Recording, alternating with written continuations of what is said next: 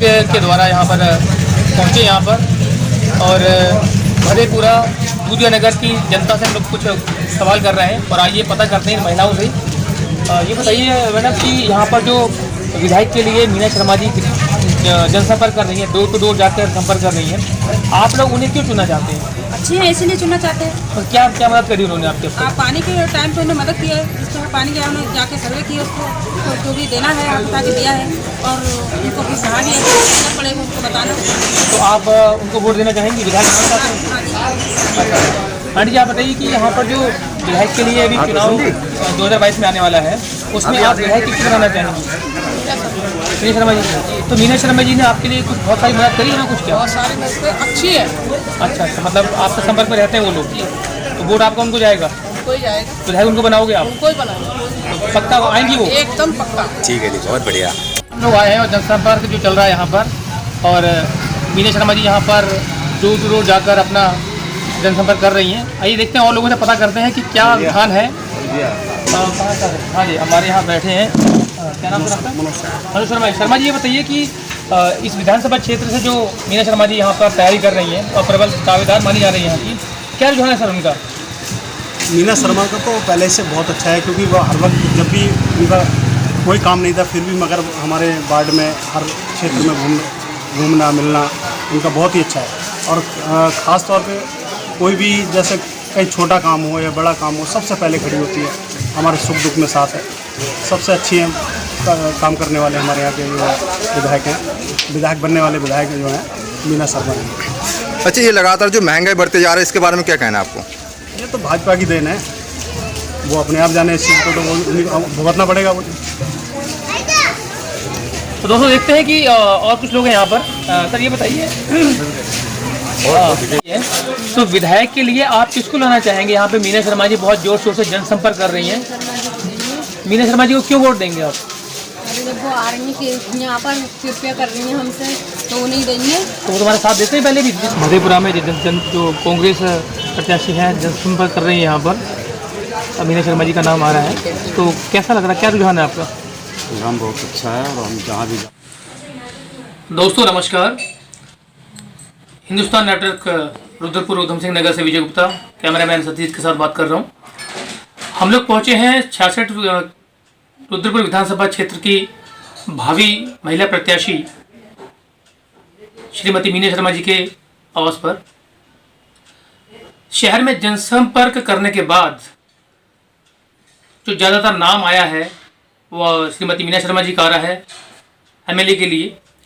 तो आइए चलते हैं और पूछते हैं उनसे कि राजनीति में आने का उद्देश्य और आगे क्या करने का उनका विचार है।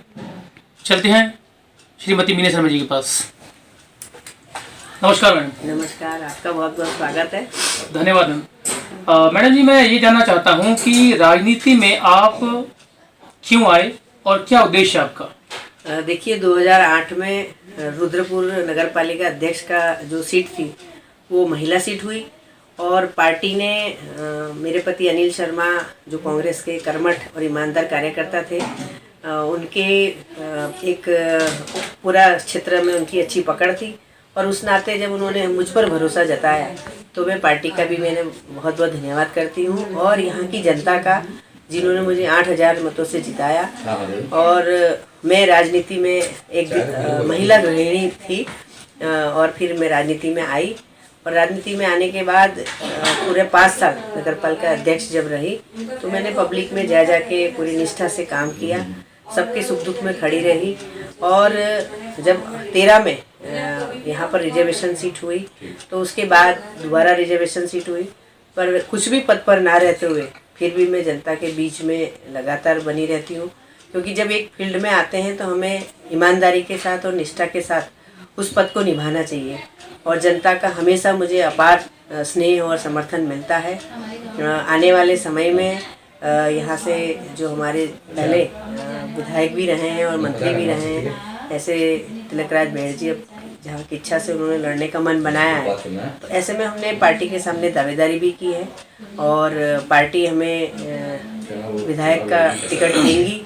तो मुझे उम्मीद है कि जनता मुझे पुनः मतलब विधायक बनाएगी और मैं पूरी निष्ठा के साथ सबके सुख दुख में और जो भी विकास शहर का होगा वो करूँगी। तो मैं जानना चाहता हूँ मैडम जी कि नगर पालिका अध्यक्ष रहते हुए आपने बहुत अच्छा काम किया और अभी जनसंपर्क में हमें ये सुनने को मिला भी है।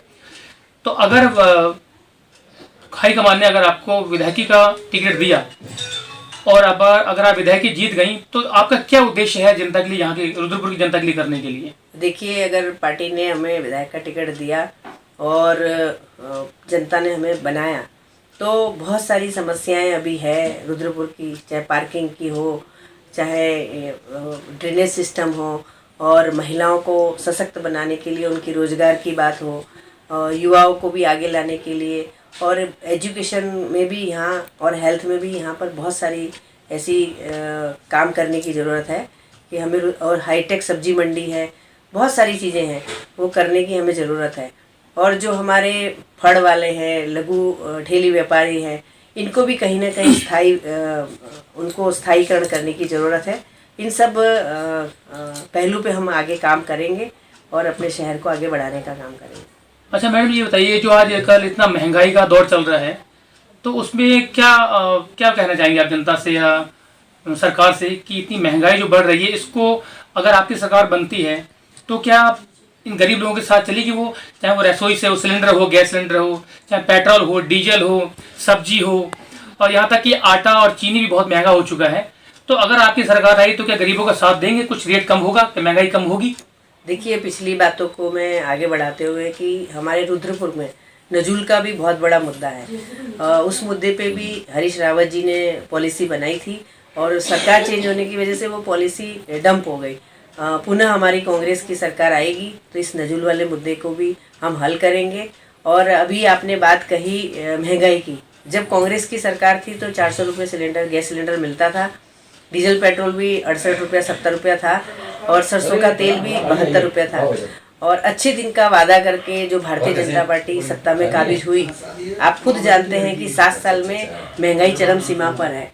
गैस सिलेंडर के दाम 3 गुना बढ़ गए हैं, जहां 400 पे था आज 1000 रुपया है। अभी दिवाली में भी कॉमर्शियल गैस सिलेंडर 250 रुपये बढ़ा दिया है और 2000 तक हो गया है। सरसों का तेल 200 का आंकड़ा पार कर चुका है, क्योंकि गरीब आदमी सरसों का तेल ही और मध्यम वर्गीय भी सरसों का तेल ही खाते हैं, वो 200 के पार हो गया है। और चाहे डीजल पेट्रोल की बात करें, 100 से पार होने के बाद अभी जो उनको कई प्रदेशों में उपचुनाव में हार मिलने के बाद उन्होंने जनता की भावनाओं को थोड़ा सा भापा है और फिर जनता को बरगलाने के लिए उन्होंने 10 रुपये डाउन किया है। लेकिन जो 68 से 104 तक पहुंच गया था, और अब 10 रुपये डाउन करने से काम नहीं चलेगा। वाकई में जनता बहुत त्रस्त है। चाहे कोरोना जैसी महामारी आई, उसमें भी इतनी अवस्था रही, लोग त्राही त्राही पुकार रहे थे चारों तरफ से।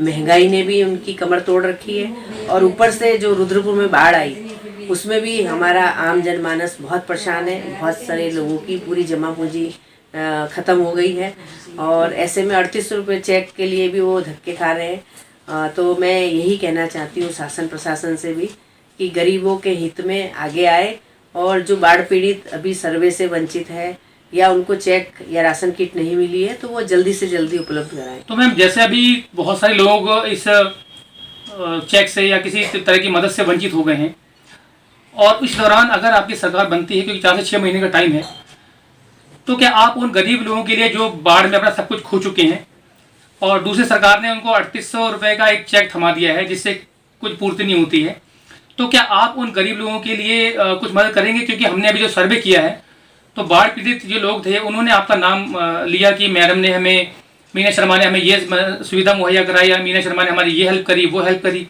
तो आने वाले टाइम में जो अभी आप नहीं कर पाए हैं, सरकार आने के बाद या आपकी विधायकी आने के बाद, क्या आप उन सब गरीब बाढ़ पीड़ित आपदा लोगों के लिए उनके आवास, उनके घर, उनके फर्नीचर या फिर उनका बच्चों की पढ़ाई, किताबें, इन सब के लिए कुछ करने का? देखिए, हमारे पूर्व मुख्यमंत्री हरीश रावत जी भी बाढ़ के बाद उन्होंने कई क्षेत्र का मुआवना किया।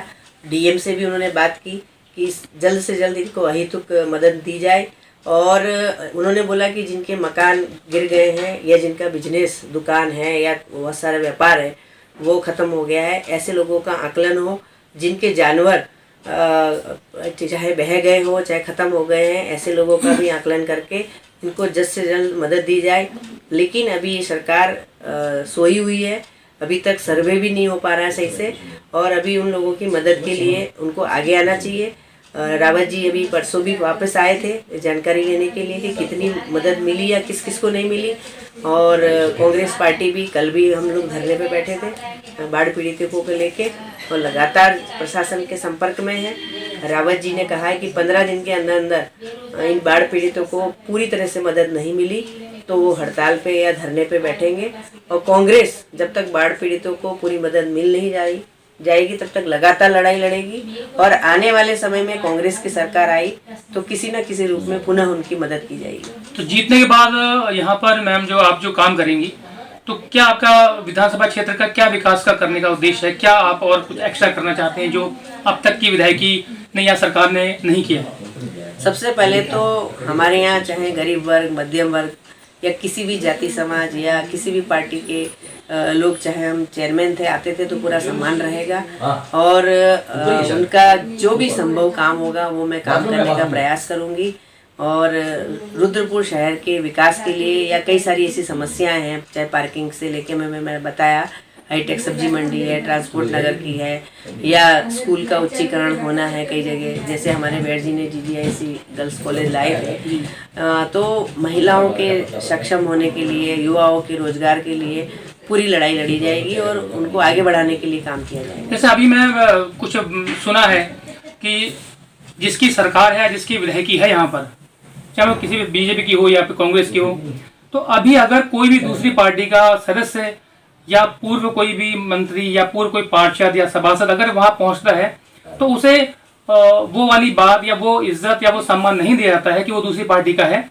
तो क्या आपकी जब सरकार बनेगी, आपकी जब विधायक आएगी, तो क्या आप उनका उसी तरह सम्मान करेंगे कि वो चाहे किसी अदर पार्टी से है भी, तो क्या उनको वो इज्जत मिलेगी? देखिए, कोई भी कैंडिडेट जब चुनाव लड़ता है तो वो कहीं ना कहीं पार्टी से जुड़ा होता है, लेकिन अगर वो किसी पद पर आ जाता है, चाहे वो विधायक बनता है, चाहे मुख्यमंत्री बनता है, चाहे चेयरमैन या मेयर बनता है या पार्षद भी बनता है, तो उसके लिए फिर सारी जनता बराबर होती है। और जो भी जनता समस्या से जूझ रही है या पीड़ित है या उसके दरवाजे पर वो समस्या लेके आते हैं, तो उनको दलगत राजनीति से ऊपर उठकर उनका काम करना चाहिए, क्योंकि वो सबके फिर विधायक बनते हैं या सबके चेयरमैन बन जाते हैं या मेयर होते हैं। तो दलगत राजनीति से ऊपर उठकर काम करना चाहिए, क्योंकि सारी जनता हमारी है। क्योंकि हम कहीं ना कहीं जब चुनाव लड़ना होता है तो हम वादा करते हैं कि हर समय आपके साथ खड़े हैं, और कहीं कोई जनप्रतिनिधि तो हिंदू होने का ठेका भी लेते हैं। तो फिर जब वो हिंदू चाहे कांग्रेस से जुड़ा हो चाहे बसपा से जुड़ा हो उनके पास जाता है तो उनको उनका सुनना चाहिए। और वैसे तो मैं कह रही हूँ कि सभी जाति समाज के लोग जब हमारे भारत में रहते हैं तो वो हमारा अभिन्न अंग है और सबकी बात हमें सुननी चाहिए। बहुत अच्छा जवाब आपका कि जरूरी है कि दलगत राजनीति से ऊपर उठ के इंसानों को काम करना चाहिए, क्योंकि जब आपके हाथ में यहाँ की विधायकी आती है तो आप पूरे क्षेत्र के एक हिसाब से राजा हैं और बाकी सारी आपकी प्रजा है। और बहुत अच्छा सवाल, बहुत अच्छा जवाब आपका। और मैं एक आखिरी सवाल आपसे पूछना चाहूँगा।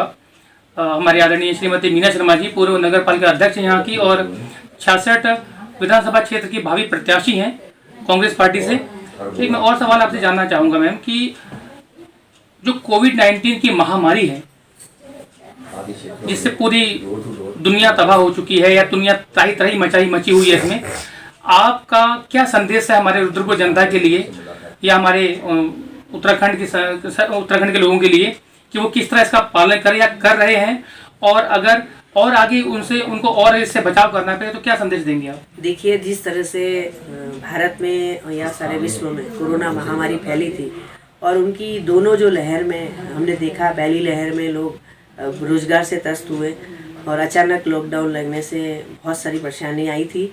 ऐसे में चाहे हम हो, चाहे बहुत सारी समाज सेवी हो, चाहे संस्थाएं हो, उन्होंने बाहर निकल के मदद की थी। और सेकेंड लहर जो आई उसमें देखा है कि बहुत सारी जान लोगों ने गंवाई है और बहुत परेशानी आई। हर व्यक्ति अपनी सांस बचाने के लिए किस तरह से जद्दोजहद कर रहा था। तो मेरा सबसे यही कहना है कि हमें लापरवाह नहीं होना है और हमेशा सावधानी रखनी है। और कहीं भी थोड़ा भी जुकाम, सर्दी, खांसी है तो एक बार डॉक्टर से भी ज़रूर मिलना चाहिए, कि लापरवाही नहीं करनी है। और मैं तो ईश्वर से यही कामना करती हूँ कि इस तरह की कभी भी महामारी हमारे भारत में ना आए, क्योंकि हर व्यक्ति, चाहे गरीब व्यक्ति हो, मध्यम वर्ग की हो, चाहे कोई भी हो, कब तक घर में बंद रह सकता है, क्योंकि सबको रोजगार के लिए, व्यापार के लिए बाहर निकलना है और ना चाहते हुए भी वो भीड़ भाड़ वाली जगहों में उनको जाना पड़ता है। फिर भी घर में आए, बार बार हाथ धोए, या बाहर भी है तो हाथ धोए, और जितना संभव हो, क्योंकि संभव तो बड़ा कठिन है, हर व्यक्ति को बाहर निकलना पड़ता है, फिर भी बचने की कोशिश करें और अपनी सुरक्षा रखें।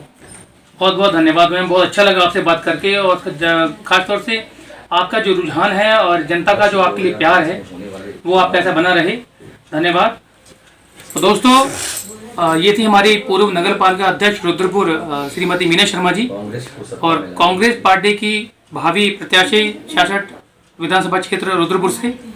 अगर हाईकमान ने इनको मौका दिया तो ये अपनी इस क्षेत्र की जनता के लिए बढ़ चढ़कर और दलगत राजनीति से ऊपर उठकर उनका विकास करने के लिए तत्पर हैं, आतुर हैं।